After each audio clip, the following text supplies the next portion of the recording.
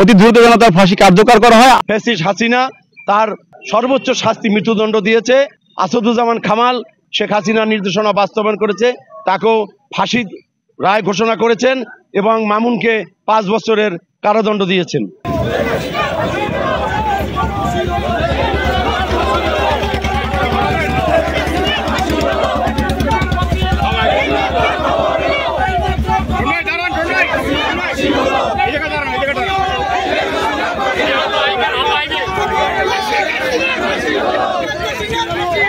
আপনারা জানেন যে গত 15 বছর এই বাংলাদেশে ফ্যাসিস্ট শেখ হাসিনা গুম, খুন, অপহরণ, আয়নাঘর সহ বিভিন্ন মানবতাবিরোধী অপরাধের কার্যক্রমে সে লিপ্ত ছিল।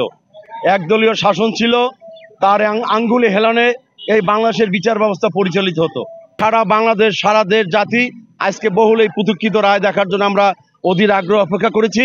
ইনশাল্লাহ আমরা কিছুক্ষণ আগে রায় ঘোষিত হয়েছে এবং সেই রায়ে ফ্যাসিস্ট হাসিনা তার সর্বোচ্চ শাস্তি মৃত্যুদণ্ড দিয়েছে। আসাদুজ্জামান কামাল যিনি সাবেক স্বরাষ্ট্রমন্ত্রী ছিল, শেখ হাসিনার নির্দেশনা বাস্তবায়ন করেছে, তাকেও ফাঁসির রায় ঘোষণা করেছেন এবং মামুনকে 5 বছরের কারাদণ্ড দিয়েছেন। তো এক্ষেত্রে আমরা বলতে চাই যে আমরা এই বাংলাদেশ, নতুন বাংলাদেশে আমরা আজকে বিচার বিভাগ স্বাধীন, যে বিচারহীনতার সংস্কৃতি ছিল সেটা থেকে আজকে আমরা মুক্ত। আজকে এক নতুন ইতিহাস সৃষ্টি হয়েছে। আমরা ইনশাল্লাহ সন্তুষ্ট প্রকাশ করি পটুয়াখালী জেলা বিএনপি সারা দেশ এবং জাতির মতো।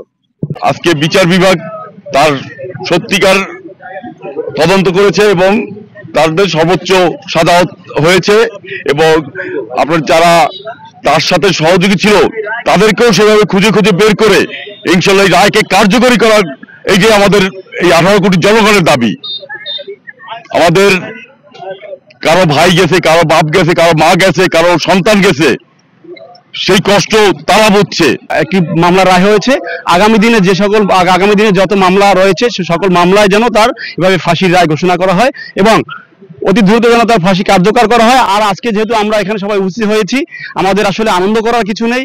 আমরা এই বাংলাদেশে জুলাই গণঅভ্যুত্থান সহ বিগত 15.5 বছর বিএনপির যে সকল নেতাকর্মীকে তারা গুম করেছে, খুন করেছে এবং মামলা হামলা দিয়েছে, আমরা চাই এই বাংলাদেশে শুধু শেখ হাসিনা নয়, এদের সাথে যারা যারা জড়িত, বিশেষ করে আইনশৃঙ্খলা বাহিনী থেকে শুরু করে যারা জড়িত, তাদের অতি দ্রুত যেন আইনের আওতায় এনে তাদের বিচারের কাঠগড়ায় দাঁড় করানো হয়।